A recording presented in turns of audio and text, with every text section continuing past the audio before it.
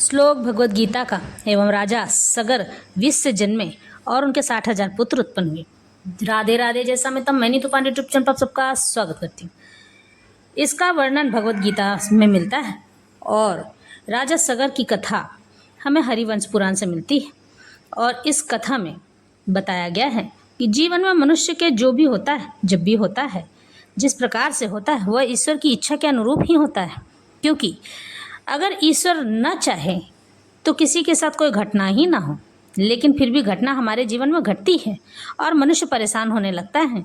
लेकिन किसी को परेशान होने की आवश्यकता नहीं है, क्योंकि ईश्वर उस घटना को इसलिए तैयार करते हैं ताकि वह आने वाले समय में एक नई घटना को जन्म दे सके। हमारे जीवन में घटने वाली हर एक घटना एक नई घटना को जन्म देती है और इसके सूत्रधार केवल और केवल ईश्वर ही होते हैं। ईश्वर जो हमारे लिए सदा सर्वथा अपने कार्य करवाने के लिए हमसे तत्पर रहते हैं। भगवान हमारे जीवन में तभी कोई घटना डालते हैं या किसी घटना को तभी हमारे जीवन में लेकर आते हैं जब हमसे कोई बड़ा कार्य करवाना हो। मनुष्य अगर इस बात को समझ जाए तो अपने जीवन को सुगम और सरल बना सके। अब ये यथा माँ प्रपधन्ते तांस्तथैव भजाम्यहम मम वत्मार्नो नर्व वर्तन्ते मनुष्य पार्थ सर्वशः। भगवान श्री कृष्ण यहाँ कहते हैं, जिस भाव से मेरे सारे लोग मेरी शरण ग्रहण करते हैं उसी के अनुरूप, उसी के अनुसार मैं उन्हें फल देता हूँ। हे पार्थ, प्रत्येक व्यक्ति सभी प्रकार से मेरे पथ का अनुगमन करता है। प्रत्येक व्यक्ति यानी हर मनुष्य कृष्ण को उनके विभिन्न स्वरूपों में खोज रहा है। भगवान श्री कृष्ण को अंश रूप में उनके निर्विशेष ब्रह्म ज्योति तेज में तथा प्रत्येक वस्तु के कण कण में रहने वाले सर्वव्यापी यानी सब जगह परमात्मा के रूप में अनुभव किया जा सकता है। भगवान श्री कृष्ण कहते हैं, मुझे हर जगह अनुभव कर सकते हो। जो भी जिस प्रकार से भी मुझे भजेगा मैं उसके हृदय में उसी प्रकार से वास करने लग जाऊंगा।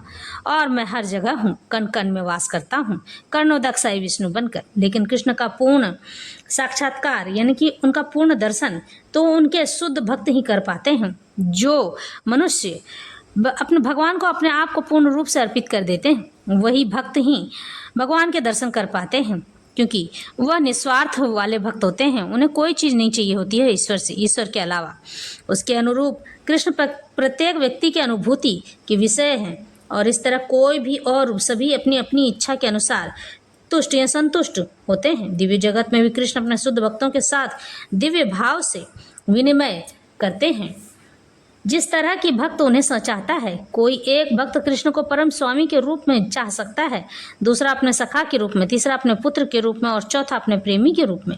कृष्ण सभी भक्तों को समान रूप से उनके प्रेम की प्रगाढ़ता के अनुसार फल देते हैं। भौतिक जगत में भी ऐसी ही विनिमय की अनुभूतियाँ होती हैं और वे विभिन्न प्रकार के भक्तों के अनुसार भगवान द्वारा समभाव से, समान भाव से विनिमय की जाती है। शुद्ध भक्त यहाँ पर और दिव्य धाम में वे कृष्ण का सानिध्य प्राप्त करते हैं और भगवान की साकार सेवा कर सकते हैं। इस तरह वे उनकी प्रेम भक्ति का दिव्य आनंद प्राप्त करते हैं। किंतु जो निर्विशेषवादी हैं और जो जीवात्मा के अस्तित्व को मिटाकर आध्यात्मिक आत्मघात करना चाहते हैं, यानी जो भगवान को नहीं मानते हैं, कृष्ण उनको भी अपने तेज में लीन करके उनकी सहायता करते हैं। भगवान उनके साथ ऐसी घटना कर देते हैं कि वह भगवान की ओर आने के लिए मजबूर हो जाए, अग्रसर हो जाए, ईश्वर को अपने आप को सौंपने के लिए तत्पर हो जाए। भगवान उनके जीवन में ऐसी घटना और दुर्घटना लेकर आते हैं। ऐसे निर्विशेषवादी जो भगवान को नहीं मानते, सच्चिदानंद भगवान को स्वीकार नहीं करते हैं, फलता हुए अपने व्यक्तित्व को मिटाकर भगवान की दिव्य सगुण भक्ति के आनंद को प्राप्त नहीं करते हैं। उनमें से कुछ तो निर्विशेष सत्ता में दृढ़तापूर्वक स्थित नहीं हो पाते। वे अपनी कार्य करने की सुप्त यानी सोई भी इच्छाओं को प्रदर्शित करने के लिए इस भौतिक क्षेत्र में वापस आते हैं। उन्हें वैकुंठ लोक में प्रवेश करने नहीं दिया जाता है, किंतु उन्हें भौतिक लोक में कार्य करने का अवसर प्रदान किया जाता है। जो सकाम कर्मी हैं, भगवान उन्हें यज्ञेश्वर के रूप में उनके कर्मों का वांछित फल देते हैं। जो योगी है और योग शक्ति की खोज में रहते हैं, उन्हें योग शक्ति प्रदान करते हैं। दूसरे शब्दों में प्रत्येक व्यक्ति की सफलता भगवान की कृपा पर आश्रित रहती है और समस्त प्रकार के आध्यात्मिक विधियाँ एक ही पथ में सफलता की विभिन्न कोटियाँ हैं। इसलिए जब तक कोई कृष्ण भक्ति की सर्वोच्च सिद्धि तक नहीं पहुंच जाता है, तब तक सारे प्रयास अपूर्ण रह जाते हैं। जैसा कि भगवत गीता में कहा गया है, अकाम सरकामो वा मोक्ष काम उदारधि तीव्रेण भक्ति योगेन यजेत पुरुषम परम। मनुष्य चाहे निष्काम हो या फल का इच्छुक हो या मुक्ति का इच्छुक हो क्यों न हो, उसे पूरे सामर्थ्य से भगवान की सेवा करनी चाहिए, जिससे उसे पूर्ण सिद्धि प्राप्त हो सके, जिसका पर्यवसान कृष्ण भक्ति में रहना होता है। इस तरह से भगवान श्री कृष्ण आज ये बात समझाते हैं। कांग छंतः कर्मणाम सिद्धिम यजंत इह देवता क्षिप्रम ही मानुष्य लोके सिद्धिर्भवति कर्मजा। इस संसार में मनुष्य सकाम यानी अच्छे कर्मों से सिद्धि चाहते हैं, फलस्वरूप वे देवताओं की पूजा करते हैं। निसंदेह संसार मनुष्यों को सकाम अच्छे कर्म का फल शीघ्र प्राप्त होता है और इस जगत में देवताओं के विषय में भ्रांत धारणा है और विद्वता का दंभ करने वाले अल्पज्ञ मनुष्य इन देवताओं को परमेश्वर के विभिन्न रूप मान बैठते हैं। ये बात भगवान श्री कृष्ण कहते हैं कि जो छोटे देवी देवता हैं उन्हें अपना सब कुछ मान बैठते हैं और उन्हीं में भटकते रहते हैं, क्योंकि उन देवताओं का अपना एक लोक होता है और जब आप उन देवताओं की पूजा और आराधना करते हैं तो उस लोक में जाकर आप फंस जाते हैं। सबसे साकार रूप है भगवान परब्रह्म परमेश्वर का। जो परमेश्वर में लीन होना चाहता है, जो मोक्ष की कामना रखता है, उन्हें केवल और केवल परब्रह्म परमात्मा परमेश्वर श्री हरि नारायण को ही भजना चाहिए। विभिन्न रूप मान बैठकर वे उनकी स्तुति करते हैं। इसलिए ये देवता ईश्वर के विभिन्न रूप नहीं होते हैं, किंतु वे ईश्वर के विभिन्न अंश होते हैं जो उनके ही भगवान परब्रह्म परमात्मा के शरीर में विद्यमान होते हैं। ईश्वर तो एक है किंतु अंश अनेक है। वेदों का कथन है नित्यो नित्या नाम ईश्वर एक है। ईश्वरा परमा कृष्ण, कृष्ण ही एकमात्र परमेश्वर है और सभी देवताओं को इस भौतिक जगत का प्रबंध करने के लिए शक्तियां प्राप्त है। ये देवता जीवात्माएं हैं जिन्हें विभिन्न मात्रा में भौतिक शक्ति प्राप्त है। वे कभी परमेश्वर नारायण विष्णु या कृष्ण के तुल्य नहीं हो सकते। जो व्यक्ति ईश्वर तथा देवताओं को एक स्तर पर सोचता है वह नास्तिक या पाखंडी कहलाता है। यहाँ तक कि ब्रह्मा तथा शिव जी जैसे बड़े बड़े देवता भी परमेश्वर की समानता नहीं कर सकते हैं। वास्तव में ब्रह्मा तथा शिव जैसे देवताओं द्वारा भगवान की पूजा की जाती है। शिव विरिंग निचुंतम। जो भी आश्चर्य की बात यह है कि अनेक मूर्ख लोग मनुष्यों के नेताओं की पूजा उन्हें अवतार मानकर करते हैं। यह देवता पद इस संसार के शक्तिशाली मनुष्य या देवता के लिए आया है, लेकिन नारायण विष्णु या कृष्ण जैसे भगवान इस संसार के नहीं हैं। वे भौतिक सृष्टि से परे रहने वाले हैं। निर्विशेषवादियों के अग्रणी श्रीपाद शंकराचार्य तक मानते हैं कि नारायण या कृष्ण इस भौतिक सृष्टि से परे हैं। फिर भी मूर्ख लोग हृत ज्ञान देवताओं की पूजा करते हैं, क्योंकि वे तत्काल फल चाहते हैं। उन्हें फल मिलता भी है, किंतु वे यह नहीं जानते हैं कि उसे फल क्षणिक होते हैं और अल्पज्ञ मनुष्यों के लिए बुद्धिमान व्यक्ति कृष्ण भक्ति में स्थित रहता है। उसे किसी तत्काल क्षणिक लाभ के लिए किसी तुच्छ देवता की पूजा करने की आवश्यकता नहीं रहती है। संसार के देवता तथा उनके पूजक इस संसार के संहार के साथ ही विनष्ट हो जाएंगे। देवताओं के वरदान भी भौतिक तथा क्षणिक होते हैं। यह भौतिक संसार तथा इसके निवासी जिनमें देवता तथा उनके पूजक भी सम्मिलित हैं विराट सागर में बुलबुलों के समान हैं, किंतु इस संसार में मानव समाज क्षणिक वस्तुओं तथा यथा संपत्ति परिवार तथा भोग की सामग्री और पीछे पागल रहता है। ऐसी क्षणिक वस्तुओं को प्राप्त करने के लिए लोग देवताओं की या मानव समाज के शक्तिशाली व्यक्तियों की पूजा किया करते हैं। यदि कोई व्यक्ति किसी राजनीतिक नेता की पूजा करके सरकार में मंत्री पद प्राप्त कर लेता है तो वह यह सोचता है कि उसने महान वरदान प्राप्त कर लिया। इसलिए सभी व्यक्ति तथा कथित नेताओं को साष्टांग प्रणाम करने लग जाते हैं, जिससे वे क्षणिक वरदान प्राप्त कर सके और सचमुच उन्हें ऐसी वस्तुएं मिल भी जाती हैं। ऐसे मूर्ख व्यक्ति संसार के कष्टों के स्थायी निवारण के लिए कृष्ण भक्ति में अभिरुचि नहीं दिखाते हैं। वे सभी इंद्रिय भोग के पीछे दीवाने रह जाते हैं और थोड़े से इंद्रिय सुख के लिए, थोड़े से मन की शांति के लिए शक्ति प्रदत्त जीवों की पूजा करते हैं, जिन्हें देवता कहते हैं। यह श्लोक इंगित करता है कि विरले लोग ही कृष्ण भक्ति में रुचि लेते हैं। अधिकांश लोग भौतिक भोग में रुचि लेते हैं। फलस्वरूप किसी न किसी शक्तिशाली व्यक्ति की पूजा अवश्य करते रहते हैं। भगवान श्री कृष्ण यह समझाते हैं कि मुझे जो जिस रूप में भजेगा उसको मैं उसी रूप में मिल जाऊंगा, लेकिन किसी भी प्रकार से किसी भी व्यक्ति को किसी भी तरह से ऐसे देवी देवताओं की पूजा करने की आवश्यकता नहीं है, यानी तांत्रिक देवी देवताओं की पूजा करने की आवश्यकता नहीं है, जो कि क्षणिक तंत्र क्रिया के द्वारा क्षणिक भर में ही आपका तुरंत ही सब कार्य कर दे और उस चीज़ को पाकर आप प्रसन्न हो जाए और उसके बाद वह तुरंत नष्ट भी हो जाए। भगवान श्री कृष्ण की सेवा आराधना पूजा करने पर वह देर से मिलती है, लेकिन जो भी चीज़ मिलती है वह हमेशा के लिए उनके पास रह जाती है, चाहे वह पुण्य कर्म ही क्यों ना हो। भगवान श्री कृष्ण इसी बात को हमको समझाना चाहते हैं कि मनुष्य का पुण्य कर्म उसके अच्छे कर्मों से, सकाम कर्मों से उसे मिलता है और यह संचित हो जाता है, यानी जमा हो जाता है। आपने अगर इसके फलस्वरूप पुण्य कर्म ज़्यादा किए हैं और गंदे काम पाप कर्म कम किए हैं, तो पाप कर्म आपको तुरंत पहले भुगवा दिया जाएगा, उसके बाद पुण्य कर्म भुगवने के लिए आपको सुख दिया जाएगा। इस तरह से भगवान श्री कृष्ण यह बात बताते हैं कि मनुष्य के जीवन में सुख और दुख लगा ही रहता है, इसलिए मनुष्य जब पाप करता है तो वह दुख का भागी बनता है और मनुष्य पुण्य करता है तो वह सुख का भागी बनता है। भगवान श्री कृष्ण यह समझाना चाहते हैं कि पाप कर्म करने से ही मनुष्य के जीवन में दुख आता है, गरीबी आती, दरिद्रता आती है, उसकी संतान उससे विमुख हो जाती है, वह उसकी बात नहीं मानती है और उसकी संतान उसकी सेवा भी नहीं करती है। भगवान श्री कृष्ण कहते हैं ऐसा मनुष्य रजोगुणी और तमोगुणी गुण में आकर जीवन बिताने लगता है। इससे बाहर वह निकलना ही नहीं चाहता, क्योंकि यहाँ इंद्रिय तृप्ति की कामना पूर्ण होती है और इंद्रिय तृप्ति विषय भोग का कारण बनती है। यानी आप संसार में केवल भोगी बनकर रह जाएंगे, ईश्वर तक पहुँच ही नहीं पाएंगे। भगवान श्री कृष्ण कहते हैं जिनको मुझ में आसक्ति रखनी है, मुझसे प्रेम करना है, तो मुझे प्राप्त करने के लिए, मुझसे प्रेम करने के लिए, मुझसे आसक्ति करने के लिए मेरे पास आना होगा और मुझ में अपने आप को ढूंढना होगा। खोजो, क्योंकि इसके लिए मनुष्य ध्यान ही कर सकता है। योग और ध्यान के द्वारा ही मुझे पाया जा सकता है, भक्ति के द्वारा पाया जा सकता है, ज्ञान के माध्यम से भी पाया जा सकता है। भगवान श्री कृष्ण कहते हैं जो व्यक्ति मुझे अपने आप को अर्पित और समर्पित कर देता है उसके लिए मैं सदा सरल हो जाता हूँ, क्योंकि उसके अंदर प्रेम और भक्ति दोनों ही विराजमान होते हैं। जो मनुष्य मुझे प्रेम और भक्ति के द्वारा पाना चाहता है उसे किसी और चीज़ की मेहनत करने की आवश्यकता नहीं होती है और ना ही हवन करने की आवश्यकता होती है कि वह भगवान के लिए हवन करेगा तो ही मैं उसकी सुनूंगा। नहीं, वह केवल भक्ति करके, मुझसे प्रेम करके ही मुझे पा जाएगा और साक्षात पा जाएगा। उसके लिए मैं भी तत्पर रहता हूँ। ऐसे बिरला भगत मुझे मिलते कहाँ हैं जो कि मैं इस तरह से उनके लिए तत्पर रहता हूँ। भगवान श्री कृष्ण आगे अर्जुन को कहते हैं हे अर्जुन, ऐसे लोग मेरे लिए ही सारे कार्य करते हैं, मैं इन्हें अपने कार्य के लिए चुन लेता हूँ और आने वाले समय में इनसे अपना कार्य करवाने के लिए इन्हें पृथ्वी पर भेजता हूँ, जैसे कि तुम। भगवान श्री कृष्ण यह बात समझाते हुए कहते हैं कि मैं अपने भक्तों के लिए कुछ भी कर सकता हूँ और जब मुझे आवश्यकता होगी तो मैं अपने भक्तों से कोई भी कार्य, कठिन से कठिन कार्य भी करवा सकता हूँ।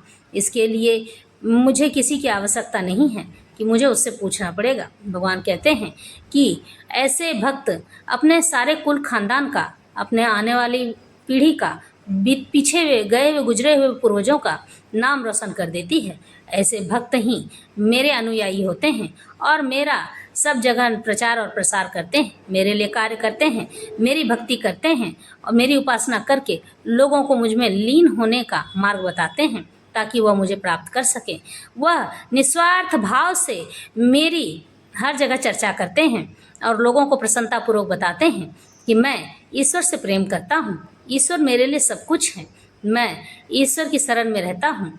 चाहे उसे लोग पागल ही क्यों ना कह दें, लेकिन वह पागलपन झेलने के लिए भी तैयार होता है, पागलपन सुनने के लिए भी तैयार होता है क्योंकि वह ये कहता है कि अगर तुमने मुझे पागल कहा है कोई बात नहीं, ईश्वर सब जानते हैं, वह मुझे अपने पास अवश्य रखेंगे। और इस तरह से वह अपने आप को मुझे अर्पित और समर्पित करता चला जाता है। उसके मन में किसी चीज़ की भावना नहीं होती है। काम, क्रोध, लोभ, मद, मोह से मैं उसे बाहर निकाल लेता हूँ। कभी भी उसके मन में इन सब बातों का कोई फर्क नहीं पड़ता है। आपके आसपास या हमारे आसपास जब कभी भी कोई व्यक्ति ऐसा मिले जो बहुत पूजा पाठ करता हो तो उसे अपने घर में, अपने जीवन में स्थान दीजिए, क्योंकि ऐसा व्यक्ति अपने आसपास के लोगों का भी उद्धारक होता है। इसकी भक्ति में, प्रेम में, जीवन में आप प्रवेश करके अपनी ऊर्जा को सुरक्षित कर सकते हैं, अच्छी ऊर्जा प्राप्त कर सकते हैं, क्योंकि एक भक्त के पास ही ईश्वर की सबसे अच्छी ऊर्जा होती है। हम मंदिर इसी कारण से जाते हैं कि अपनी गंदी ऊर्जा को मंदिर में भगवान को अर्पित कर सकें और अच्छी ऊर्जा ईश्वर से प्राप्त कर सकें। मंदिर जाने का एकमात्र यही कारण है। और भगवान को नमक का भोग इसलिए लगाया जाता है कि हमारे खाने में जो भी गंदे विचार पड़ गए हों बनाते समय या गुस्सा द्वेष भर गया हो तो वह समाप्त हो जाए। और ईश्वर को जब हम उस भोग को लगाते हैं तो वह चीज़ भगवान वो नहीं खाते हैं जो हमने अनाज उन्हें दिया है, बल्कि उसका द्वेष, राग, द्वेष और विपत्ति खा जाते हैं। जो उसमें गुस्सा भरा है वो खा जाते हैं। दुष्टता खा जाते हैं। इस तरह से भगवान यह सब गंदी ऊर्जा खाकर उसमें एक अच्छी ऊर्जा का निर्माण करते हैं और उस थाल में रखा हुआ भोग हमें अच्छी ऊर्जा के रूप में पुनः वापस लौटा देते हैं, जिसे हम प्रसाद के रूप में ग्रहण किया करते हैं। यही एक कारण है कि जब हम भगवान को भोग लगाते हैं तो भगवान हमारे लिए इस तरह से हमारे लिए कार्य करते हैं। राजा सगर के विष युक्त होने की।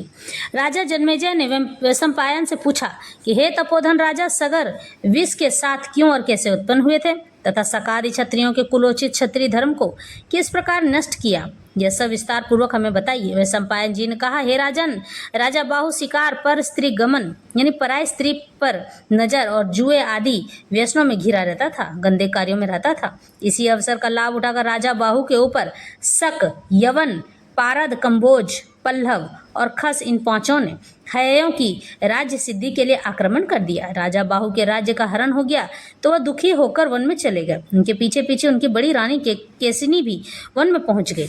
राज्य हरण से दुखी राजा बाहु ने वन में अपने प्राण त्याग दिए। राजा बाहु की पत्नी केसिनी यदुवंश की कन्या थी, उस समय गर्भवती थी। राजा बाहु की दूसरी पत्नी अरिष्टनेमि की पुत्री ने राजा के साथ जाते समय केसिनी को विष दे दिया। जब राजा बाहु की मृत्यु हो गई तो वह अपने स्वामी की चिता के साथ सती होने के लिए बैठने लगी। उसी समय और वह मुनि ने आकर केसनी को कहा कि तुम गर्भवती होने के कारण चिता के साथ सती नहीं हो सकती हो। उन्हीं और मुनि के आश्रम में विष में लिपटे हुए सगर हुए। विष में लिपटे होने के कारण उनका नाम सगर रखा गया और मुनि ने उस बच्चे का जात कर्म संस्कार आदि कराया। उसके बाद उसे वेद शास्त्रों का ज्ञान कराकर अस्त्र शस्त्र विद्या में निपुण कर दिया। और मुनि ने देवताओं के लिए भी असैनी आग्नेय अस्त्र राजा सगर को दिया, जिसके क्रोध में भरकर उन्होंने हयों का नाश कर दिया। जिस प्रकार क्रोधित रुद्र भगवान पशुओं का संहार करते हैं, इस प्रकार सगर विशाल कीर्ति को प्राप्त कर कीर्तिमान हो गए। इसके पश्चात उन्होंने शक, यवनों, पारद आदि क्षत्रियों का नामो निशान मिटाने की प्रतिज्ञा की। जब वीर राजा सगर ने एक एक करके क्षत्रियों का सर्वनाश करना शुरू कर दिया तो वे शक, यवन आदि ऋषि वशिष्ठ की शरण में पहुंच गए और उनसे हाथ जोड़कर अभय दान मांगने लगे। ऋषि वशिष्ठ ने उन्हें विशेष शस्त्रों पर प्राण दान दे दिया। राजा सगर ने अपनी प्रतिज्ञा और गुरु वचन की मर्यादा का पालन करते हुए उनके प्राणों को छोड़ दिया तथा वेश बदलवा कर उनके क्षत्रिय धर्म को नष्ट कर दिया। शकों का आधा सिर मुंडवा कर छोड़ दिया, यवनों और कंबोज का पूरा सिर मुंडवा दिया, पारदों को केस सहित छोड़कर पल्लवों को दाढ़ी रखवा कर छोड़ दिया तथा उन्हें अध्ययन और यजन से वंचित कर क्षत्रिय धर्म में बिल्कुल अलग कर दिया। इस प्रकार राजा सगर ने पूरी पृथ्वी को जीतकर उसे अपने अधीन कर लिया था। इसके बाद अब आते हैं राजा सगर के 60,000 पुत्र किस प्रकार से हुए। राजा जन्मेजय ने कहा कि हे मुनि, वैशंपायन जी राजा सगर के वीर पराक्रमी 60,000 पुत्रों की उत्पत्ति किस प्रकार व कैसे हुई, यह वृत्तांत आप हमें बताइए। वैशंपायन जी ने कहा, राजन, राजा सगर की 2 पत्नियां थीं। बड़ी रानी विदर्भ नरेश की पुत्री यदुवंश की कन्या थी, केसनी नाम से प्रसिद्ध थी तथा छोटी रानी परम धार्मिक अरिष्टनेमि की पुत्री थी। छोटी रानी अत्यंत रूपवती थी, उसके बराबर कोई भी सुंदर स्त्री नहीं थी। रूपवती इस पृथ्वी पर कोई स्त्री नहीं थी। और मुनि ने उन दोनों रानियों को एक वरदान दिया था। उन्होंने कहा कि तुम दोनों में से एक रानी 60,000 पुत्रों को मांग ले तथा एक रानी वंश वृद्धि वाला केवल एक पुत्र मांगे, जिसे जो अच्छा लगे वह वर मांग ले। बड़ी रानी केसनी ने वंशधर एक ही पुत्र मांगा और छोटी रानी ने लोभ के कारण 60,000 पुत्रों को वरदान स्वरूप मांग लिया। रानी केसनी के एक पुत्र असमंजस हुआ, जो पुंच जन के नाम से विख्यात हुआ। छोटी रानी ने बीजों से भरी एक तुम्बी को उत्पन्न किया, जिनमें तिल के समान 60,000 गर्भ थे। राजा सगर ने उन गर्भों को घी के से भरे हुए घड़ों में अलग अलग डालकर प्रत्येक घड़े पर अलग अलग एक धाय को नियुक्त कर दिया, यानी दासी।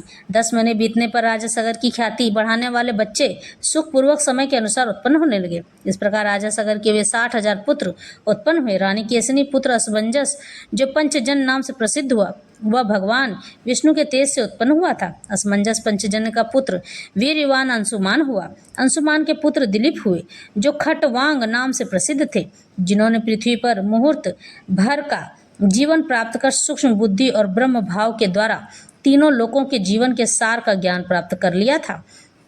उसके बाद यहाँ पर इन कारणों से जब यह बात होती है तो पूरी पृथ्वी को राजा सगर जीत लेते हैं। उसके पश्चात उन्होंने अश्वमेध की दीक्षा लेकर यज्ञ के लिए घोड़ा छोड़ दिया। जिस समय यज्ञ का घोड़ा घुमाया जा रहा था, तब पूर्व और दक्षिण दिशा के कोनों में समुद्र किनारे इंद्र ने वह घोड़ा चुरा कर पृथ्वी के भीतर छुपा दिया।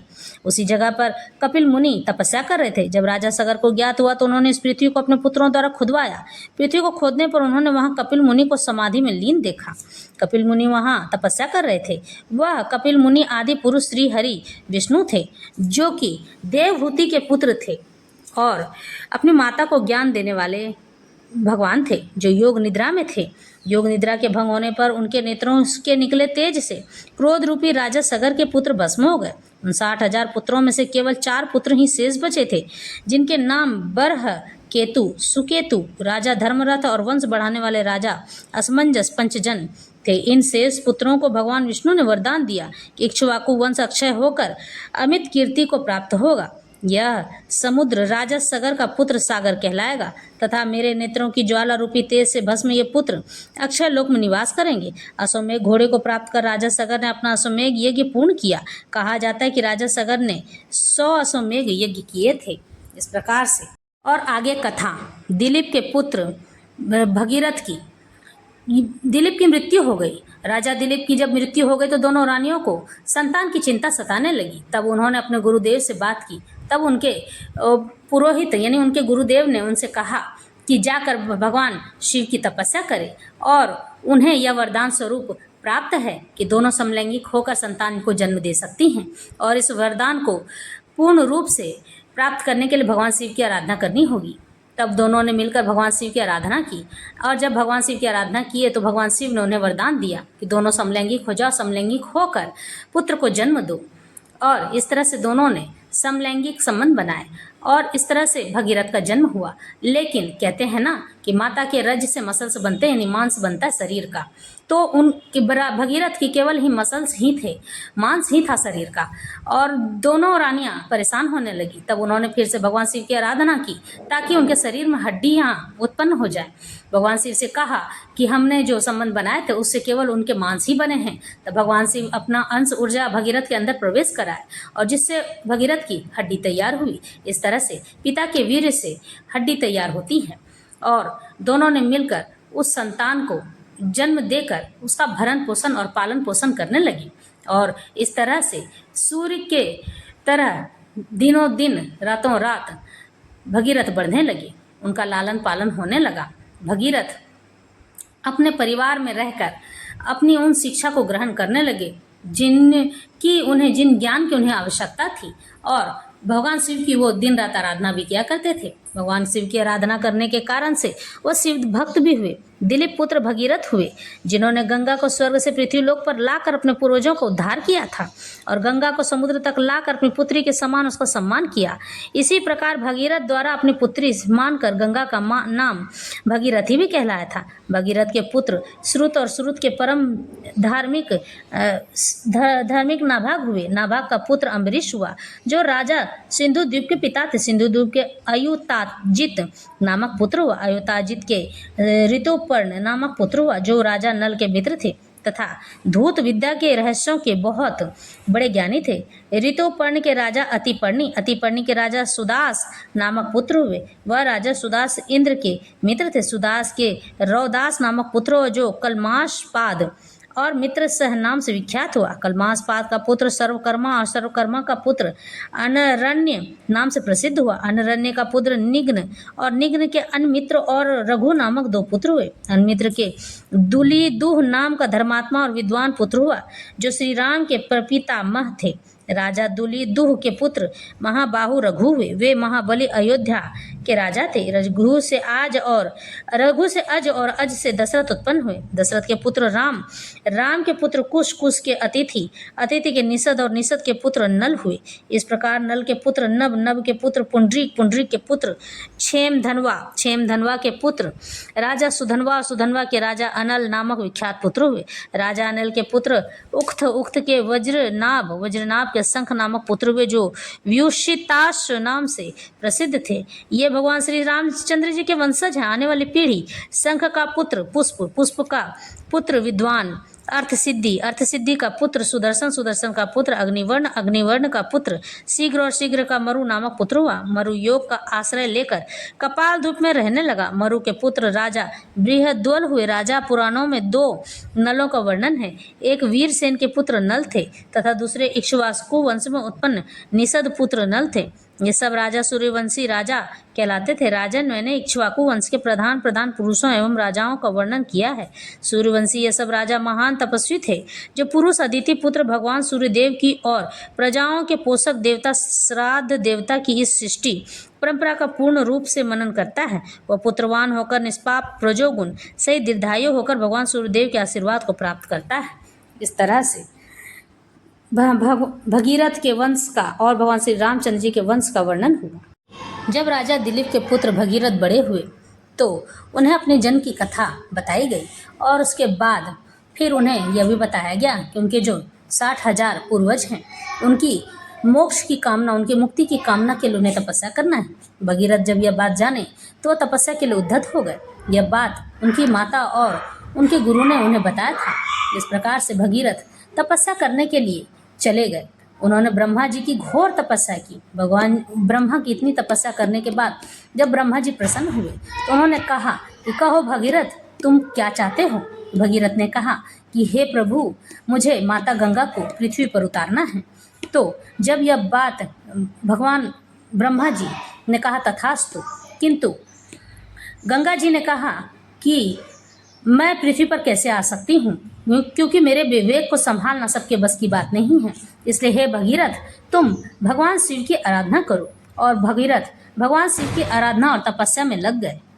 उसके बाद भगीरथ अपने 60,000 पूर्वजों की इच्छा के लिए कि उनकी तृप्ति हो जाए, उन्हें मुक्ति प्राप्त हो जाए, इस तरह से वह भगीरथ ब्रह्मा जी की तपस्या करने के लिए तैयार होते हैं। और ब्रह्मा जी की तपस्या करने के लिए वह सोचते रहते हैं कि मैं आगे ऐसा क्या करूं। तभी उनके गुरु उनका मार्गदर्शन करते हैं और उन्हें बताते हैं कि तुम्हें ब्रह्मा जी की तपस्या करनी चाहिए। और वो ब्रह्मा जी की तपस्या करने के लिए निकल जाते हैं और घोर तपस्या करते हैं। भगवान ब्रह्मा की तपस्या करने पर भगवान ब्रह्मा प्रसन्न होते हैं और गंगा को आदेश देते हैं कि पृथ्वी पर जाकर इनकी सहायता करो। लेकिन माँ गंगा कहती कि मेरे वेग को संभालेगा कौन। तब भगवान ब्रह्मा कहते हैं कि शिव जी की उपासना करो, वही मुझे संभाल सकते हैं। भगवान शिव अपनी जटा में गंगा को धारण कर लेते हैं। इस तरह से गंगा पृथ्वी पर बहने लगती है। लेकिन यहाँ एक अजीब सी घटना घटती है कि गंगा का वेग इतना तेज होता है कि वह जहनु ऋषि के आश्रम को जाकर डुबा देती है। उनके आश्रम और खेत को होते हुए कहीं से भी निकलने लग जाती है। तब जैनो ऋषि उस गंगा के जल को पी जाते हैं और फिर प्रार्थना करने पर उसे पुनः वापस लौटा देते हैं, जिससे उनका नाम जानवी भी पड़ जाता है। भगीरथ जब माता गंगा को लेकर आते हैं तो उनका मार्गदर्शन के लिए भगीरथ आगे आगे चलते हैं और पीछे पीछे गंगा चलती रहती हैं। और इस तरह से गंगा भगवान शिव की जटा से होकर पृथ्वी पर उड़ने लग जाती है। इस तरह से कथा और सत्य। माता गंगा इस पृथ्वी पर रहकर हम सभी के पाप को धोती हैं, किंतु ऐसे पाप को जो हमने गलती से किए हों, अनजाने में किए हों, जो गलती हमें, जिस पाप का हमें पता ही ना हो कि हमने पाप कर दिया है, जैसे राह में चलते चलते चींटी का मर जाना, किसी जीव का मर जाना, यह किसी पाप से कम नहीं है। इन पापों को माता गंगा धोती चली जाती हैं। और लेकिन ऐसे पापों को नहीं धोती हैं जो आपने जानबूझ के किए हैं। काम, क्रोध, लोभ, मद, मोह और ईर्ष्या को तो बिल्कुल नहीं धोती हैं, क्योंकि यह मनुष्य के अपने कर्म होते हैं। जब वह कर्म के मध्य में रहकर कर्म कमाते हैं, गंदे कर्म कमाते हैं, चाहे अच्छे कर्म कमाते हैं तो मनुष्य का जीवन भाग्य बदल जाता है। किंतु वह गंदे कर्म अगर कमाता है और तो वह उसके बही खाते में जमा हो जाता है, यानी पाप और पुण्य के पलड़े में जमा हो जाता है। और यही उसके कर्म उसे आने वाले भविष्य दिखाते हैं, क्योंकि आपने जो बोया है वही काटोगे। जो आप करोगे, जिस तरह का कार्य करोगे, उसी तरह के कार्य से आपके जीवन बदलेगा। क्योंकि आप अपना वर्तमान जिस तरह से बनाकर रखोगे, भविष्य भी वैसा ही होगा। वर्तमान अगर सुधार कर रखोगे तो भविष्य उज्जवल अवश्य ही होगा। मनुष्य ये बात मानना नहीं चाहता है कि वह वर्तमान में सोचता है कि वर्तमान है, कल रहेगा नहीं रहेगा। इसका क्या मतलब है? रहेगा कि नहीं रहेगा ये तो ईश्वर तय करेंगे, आप और हम तय करने वाले कोई नहीं है। लेकिन हमें बस इतना होना चाहिए कि अगर भविष्य को अच्छा रखना है तो वर्तमान को सही रखना होगा, वर्तमान में सही कार्य करने होंगे, सही और उचित और अनुचित का ध्यान रखना होगा, अपने शिशु को अच्छे और बुरे का ज्ञान देना होगा। आप और हम मिलकर इस सृष्टि का संचालन कर सकते हैं। सृष्टि में भगवान हमें इसीलिए भेजते हैं। हर मनुष्य को ईश्वर कोई न कोई कार्य देकर भेजते हैं, किंतु मनुष्य इतना स्वार्थी है कि वह इस भोगी विलासी संसार में आकर अपने भोग को भोगने लग जाता है और ईश्वर के बताए हुए मार्ग को भूल जाता है। इस तरह से भगवान कहते हैं कि मेरे बताए हुए मार्ग का अनुसरण करो, मेरे बताए हुए मार्ग पर चलो, क्योंकि हर मनुष्य का एक ही लक्ष्य है, पर ब्रह्म परमात्मा तक पहुंचना। जो अपने आप को परब्रह्म परमात्मा से लगन लगा लेता है, वहां तक पहुंचने की कोशिश करता है, ईश्वर भी उसका पूर्ण रूप से साथ देते हैं।